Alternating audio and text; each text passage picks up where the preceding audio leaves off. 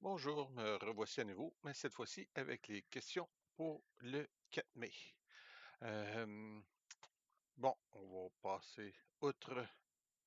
euh, Quelle a été votre impression de Médecin Vu la semaine précédente? En général, le monde a trouvé ça bien. Malgré tout, un petit bof, mais bon. Et la fameuse question 3 qu'on va laisser tomber. Est-ce que la matière était claire?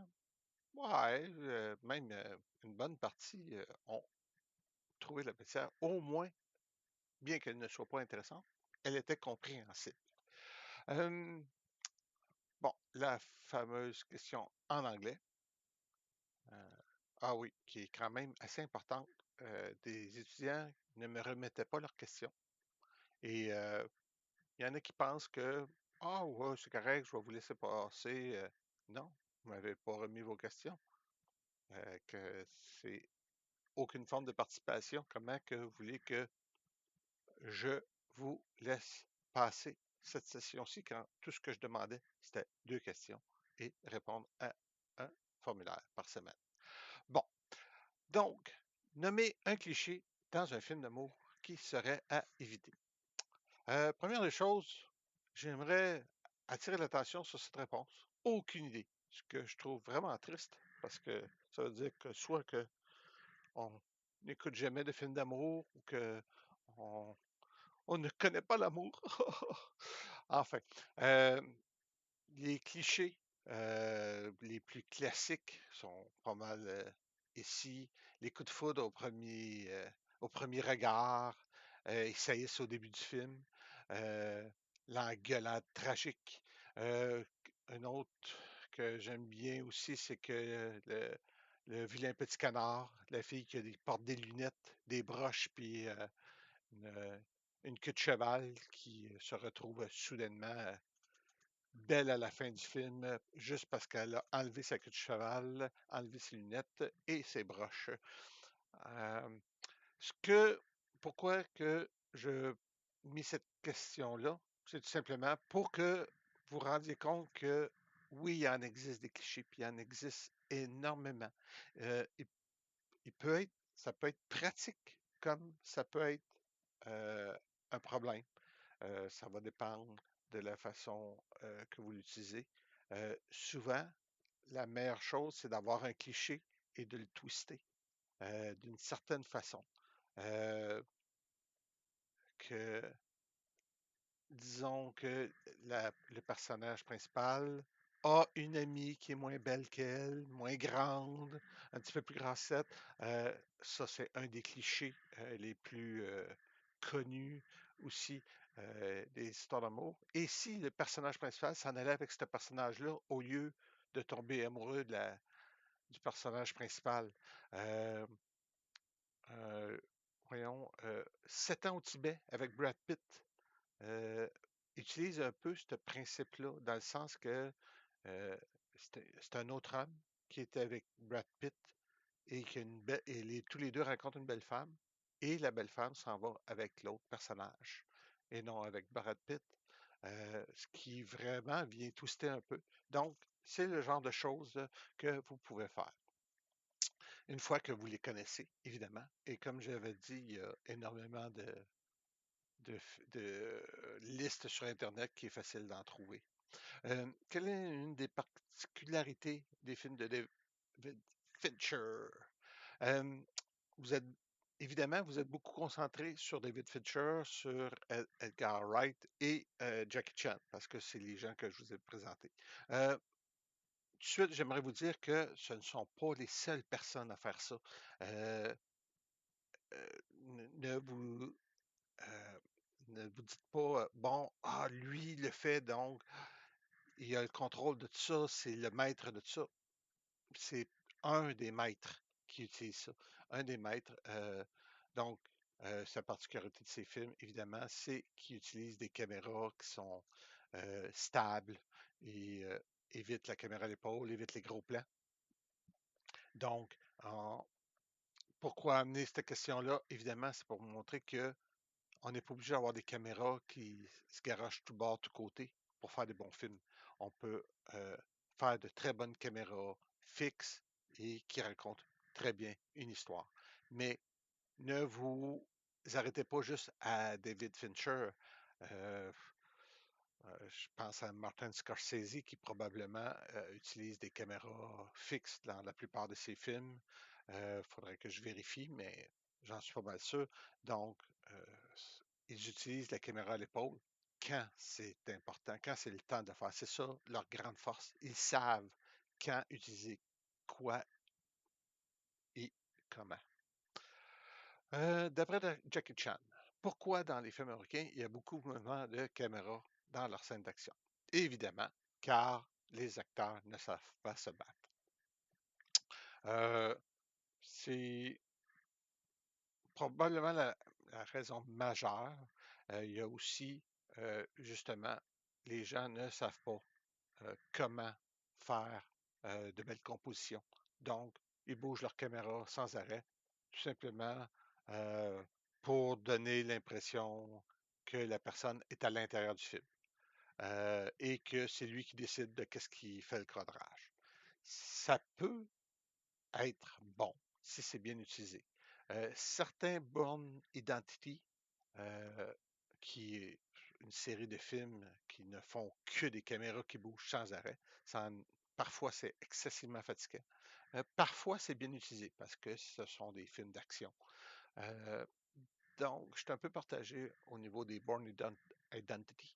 Euh, mais c'est ça, c'est à utiliser avec parcimonie. Euh, Maîtrisez donc les caméras stables. Vous allez le savoir quand est-ce qu'une caméra stable ne sera pas efficace. Ça va vous sauter aux yeux si vous savez quand utiliser une caméra stable. Lorsqu'on fait ce type de plan, c'est pour démontrer quelque chose d'important. Vous devez être prudent et soigneux quand vous choisissez d'en faire un. De quel plan s'agit-il? Un plan hyper rapproché. Oui, c'est ça, le gros plan. David Fincher l'évite autant que possible. Si vous regardez de vieux films en noir et blanc, souvent, il va y avoir un gros plan rapproché sur un objet, une adresse, quand un film de détective, un objet qui a été retrouvé. Et le plan va être long. Le plan va avoir un éclairage différent du reste du film. Même ça va être en net fatigant. Euh, C'était surutilisé, ben, pas surutilisé, mais je dirais même un peu mal utilisé du fait que les gens ne connaissaient pas encore le langage cinématographique et on voulait, OK, arrêtez-vous là, regardez là, c'est important. Les gens n'ont plus besoin de ça maintenant. S'ils ne suivent pas, trop tard, ils vont passer dans le beurre. Mais en général, euh, les gens maintenant portent plus attention aux détails si, euh, et les gens aiment trouver justement les détails, un objet qui aurait été échappé sans qu'on y porte vraiment attention, puis que plus tard dans le film, oups, on vient rechercher l'objet pour l'utiliser d'une façon qui est importante. Si tu viens faire un gros plan sur l'objet, c'est écrit dans le ciel que plus tard dans le film, tu vas l'utiliser. Donc, c'est à utiliser avec parcimonie. Euh, Qu'est-ce qui est considéré comme surutilisé pour démontrer le déplacement d'un personnage entre deux lieux? Ah, bon, évidemment, je j'amène votre attention sur ces deux réponses-là. Cotes, des cotes. Pas très bon comme réponse. Dans le sens que c'est assez dur de faire un film sans faire des cotes. Une prise, il y a certains films qui font ça. 1917 en est un. Mais évidemment, c'est des trucs qu'ils prennent pour de faire le film en une seule prise. Une pièce de théâtre est un film en une seule prise. Donc, la vraie réponse, c'est des déplacements de gauche à droite en voiture, des panneaux de signalisation, des shots d'hélicoptère, tout ça sur une musique très rythmée. Donc, c'est surutilisé. Souvent, comme euh, il l'expliquait dans la vidéo, c'est fait par une équipe B qui n'est pas le réalisateur lui-même. Donc, c'est fait de façon banale. Forcez-vous, soyez imaginatif. Qu'est-ce qui différencie un réalisateur médiocre d'un grand réalisateur? Ben, ça revient exactement à la question précédente. C'est le fait, la capacité de trouver, de filmer des scènes, de nouvelles façons de filmer des scènes les plus banales. D'ailleurs, c'est une réponse qui est venue excessivement souvent, euh, écrit pratiquement toujours de la même façon. C'est assez incroyable. Comment est-ce que cela a pu se produire? Euh, s- si je regarde dans les questions, euh, ah ben, et voyez donc, la bonne réponse qui est donnée, je crois, une fois que vous avez terminé le, de remplir le questionnaire, vous est donné. Les scènes les plus banales les rendent plus intéressantes. Exactement qu'est-ce qui est écrit ici. C'est curieux, c'est comme si quelqu'un avait donné la réponse à d'autres personnes. J'arrive pas à comprendre comment cela aurait pu arriver. De toute façon, continuons.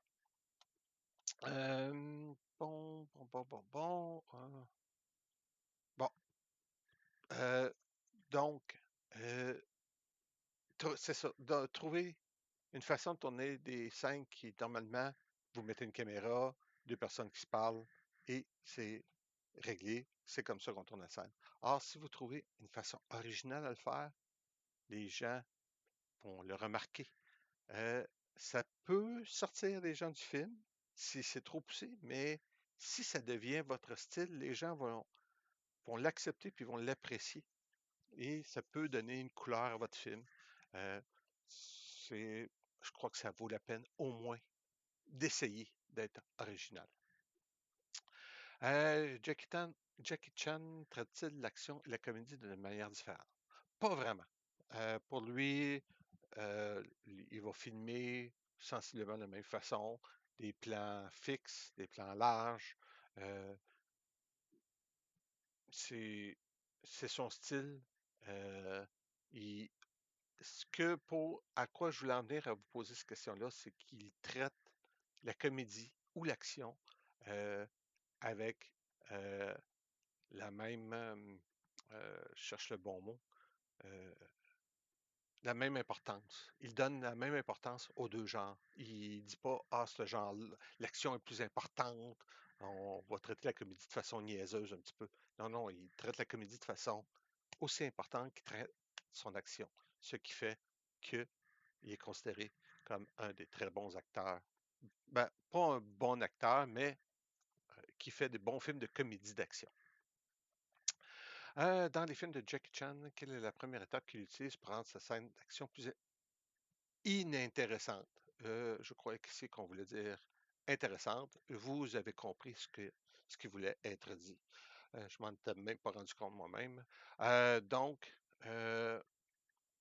il part avec un désavantage. He gives himself a disadvantage. Il se donne un handicap.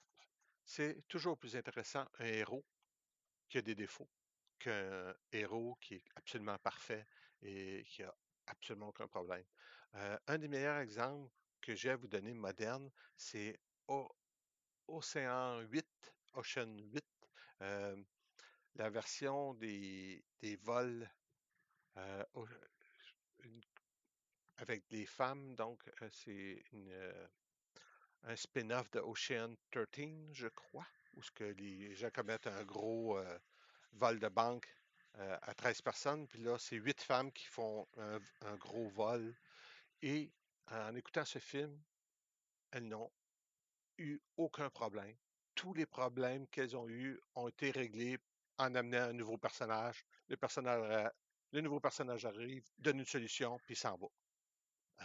C'est un film d'un ennui vraiment incroyable. Je ne vous recommande absolument pas, sinon que pour faire de l'étude. Euh, dans la plupart des films, pourquoi sépare-t-on euh, action et réaction en différents plans? Donc, qu'est-ce que action-réaction? Action, c'est donner un coup de poing. Réaction, la personne reçoit le coup de poing. Pourquoi le faire en deux plans? Euh, assez simple, c'est moins dur que d'essayer de synchroniser deux mauvais acteurs, un qui donne le coup de poing, puis l'autre reçoit le coup de poing pour que ça soit réaliste, pour que ça soit euh, en temps, pour que, surtout si c'est plusieurs coups de poing, on va diviser la grosse scène en plusieurs petits morceaux, plus facile à gérer en, en sections. Euh, donc, c'est pour aider les acteurs qui ne savent pas se battre. Et c'est une forme de paresse aussi, euh, souvent. Donc, ça va coûter moins cher. Donc, on sauve du temps, ça aide les acteurs, ça prend moins de temps, donc ça coûte moins cher. Donc, toutes ces réponses. Euh, Choisissez deux gags visuels ou sonores que Edgar Wright utilise dans ses films. Si je me souviens bien, il y en a 8. On sont pas mal toutes énumérées ici. Bon, les choses qui entrent dans le cadre, les gens qui sortent du cadre ou les choses qui sortent des cadres. Euh, Déplacement aller-retour. Celui-là, je l'aime bien. C'est le personnage qui est à un endroit. Va donc voir s'il y a des zombies à la fenêtre. Il se déplace, ouvre la fenêtre. C'est évident qu'il y a encore des zombies. Referme la fenêtre et revient à sa place avant de donner la réponse quand tout le monde a vu euh, la réponse. Il n'y avait pas besoin de revenir à sa place pour le faire, mais le fait d'agir un peu comme un robot fait que ça rend la chose comique. Euh, Transition de scène qui concorde entre elles. Des verres pleins sur une table qui soudainement tombe vide en une seule cote et que les gens tombent sous en une seule cote. Donc, ce serait une façon de passer très rapidement d'un plan à l'autre et de passer dans le temps et ça pourrait être comique. Euh, des effets sonores au bon endroit. Évidemment, euh, j'essaie de trouver un bon exemple directement comme ça, euh, mais je n'en trouve point. Quelqu'un qui dit Ah, il faut descendre et ding, un bruit d'ascenseur qui arrive à ce moment-là. Donc, ça pourrait être un son exactement au bon endroit qui peut créer un effet comique.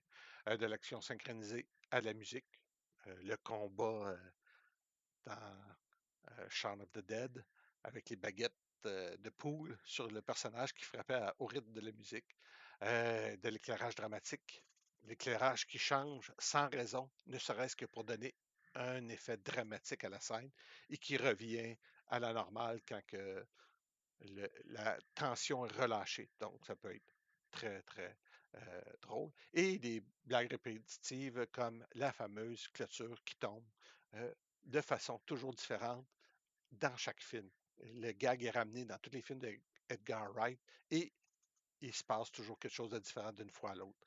Ça peut être très comique si la personne euh, suit le réalisateur, va finir par comprendre le pattern et trouver ça vraiment intéressant. Pourquoi Fincher aime éviter la sensation que la caméra est opérée par un humain? Bon, le gros mot qui est utilisé, euh, car il aime donner un aspect omniscient à la caméra. Omniscient, qu'est-ce que ça veut dire? J'en suis pas tout à fait sûr. J'ai l'impression que c'est comme si Dieu vous observait. Dans le fond, c'est un peu ça, c'est comme si vous aviez une caméra qui peut passer au travers des murs, au travers des objets, une caméra 3D, littéralement, et que vous observez le film. Et que vous savez pas exactement qu'est-ce qui est important, qu'est-ce qui ne l'est pas. Donc, vous vous promenez et vous observez les personnages. Et l'action se déroule devant vous. Et on ne sait pas trop exactement c'est quoi qui est important, mais on sait que chaque chose qui se passe euh, peut être éventuellement vraiment important à l'histoire. Donc, ça nous force à être attentifs. Et comme ils ne montrent pas les gros plans, il faut justement remarquer les détails euh, au moment où ce que le détail revient et qu'il devient important. Et ça nous permet un peu, si c'est bien fait, justement, d'oublier la caméra. Parce que on, je dirais pas qu'on regarde une pièce de théâtre filmée d'une belle façon, mais on regarde tout simplement une histoire. Et en général, c'est le but de la caméra, c'est de se faire oublier, sauf à certains moments précis où peut-être qu'on veut y donner une importance, mais ça, ça doit être voulu, ça ne doit pas se faire sans raison. Hein? Pourquoi les films possèdent si peu de caméras fixes? Il y a une réponse que j'aime bien. Si je me... Il faut aller voir dans mon detail. L'énoncé de cette question est faux. Fausse. Euh, on voit encore beaucoup de caméras fixes dans les films, ou alors l'auteur de cette question n'écoute que des films d'action qui brassent trop. Euh, ce que je veux dire par rapport à ça, c'est qu'il y en existe encore des films avec des caméras fixes. Puis il y en existe encore beaucoup. Mais ce n'est pas nécessairement les films que les gens veulent regarder. Parce que justement, au premier abord, ces films-là donnent l'impression d'être ennuyants. Parce que justement, il n'y a pas des explosions partout.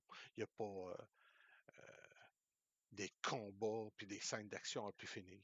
Donc, il faut rechercher ces bons films-là. Il faut, sont souvent enterrés sous une pile de blockbusters et il faut se donner la peine de les rechercher. Et c'est là qu'on découvre tranquillement, justement, des petits bijoux. Et si on commence à reconnaître les réalisateurs, on peut commencer à suivre les réalisateurs et dire, ah oui, il a fait un film que j'ai bien aimé, on va essayer son prochain pour voir euh, si j'aime son style, ça pourrait être intéressant. Donc, il faut se donner la peine de rechercher les films, les bons films. Pourquoi est-ce qu'une bonne partie des films de comédie américaine ne sont pas vraiment des films? J'ai mis cette question-là parce que je trouve que c'était euh, très pertinent et c'est un genre qui est excessivement populaire de ces temps-ci. C'est justement, c'est des comiques qui sont filmés comme s'ils étaient pratiquement sur une scène et qui font juste s'échanger verbalement des gags. Donc, c'est du dialogue. Et ça ne sont pas vraiment des films. C'est juste des stand-up comiques. Ça ne fait pas de mauvais films, même si ça en reste des films, mais ça n'utilise pas la portion film à sa juste valeur, disons. Peut-on tourner un bon film entier en ayant un handicap sur les mouvements de caméra? Non, parce que il y avait une autre réponse que je trouvais intéressante encore. Non, pour produire un bon film, chaque mouvement de caméra doit être pensé et voulu. Dire c'est pas si pire, on s'arrange avec ça, ne reflète pas l'intention d'un bon cinéaste. C'était pas tout à fait ça que je voulais dire. Euh, dire qu'on se donne un handicap, justement, comme David Fincher, de dire je n'utilise pas de caméra à l'épaule. Je me donne ce handicap-là. Euh, on pourrait dire j'utilise pas de caméra inclinée sur le côté. Ou au contraire, on se donne un handicap. On décide, ah, je vais tourner un film complet en n'ayant que des caméras sur le côté. Ça pourrait être excessivement débalançant pour le spectateur. Ça pourrait être considéré comme euh, vraiment dur à regarder, mais peut-être que ça va ouvrir un nouveau genre. Maintenant, la plupart des films sont faits avec des caméras, mais pas des films, mais des vidéos sont faites avec des téléphones. Donc, peut-être qu'on va découvrir un nouveau format. Si quelqu'un décidait de prendre un format de téléphone, donc vertical au lieu d'horizontal pour faire son film, euh, c'est un handicap que vous donnez à votre film, donc une personnalité. Euh, c'est, il faut défendre ses idées. Donc, parce que les gens vont vous dire, voyons, pourquoi tu fais ça? Parce que tu veux être original. Mais si tu veux être original, tu dois défendre tes idées, tu dois être prêt à faire face à la critique, ce qui n'est pas toujours facile. Donc, c'est souvent mieux de commencer par de petits handicaps qui donnent une petite personnalité à votre film que de commencer avec quelque chose de complètement gros. À moins que vous vouliez vous faire connaître absolument rapidement, donc prenez de gros risques. Allez-y. Selon Jackie Chan, est-ce que ça vaut la peine de prendre le temps et de bien faire les choses quand on tourne un film? Oui, absolument, évidemment. Mais la vraie raison pourquoi, euh, c'est qu'un film, ça reste. C'est pour ça que je déteste faire les vidéos que je fais présentement, parce que si je fais une grosse connerie, ça va rester pour toujours, tant aussi longtemps que quelqu'un va posséder ce vidéo. Donc, tentez de le faire du mieux que vous pouvez. Euh, Ce n'est pas toujours possible. Il y a des choses qui arrivent qui vous donnent vraiment, qui mettent des bâtons dans les roues. C'est vraiment pas toujours facile de tourner un film. Euh, Au moins si vous tentez de le faire du mieux que vous pouvez.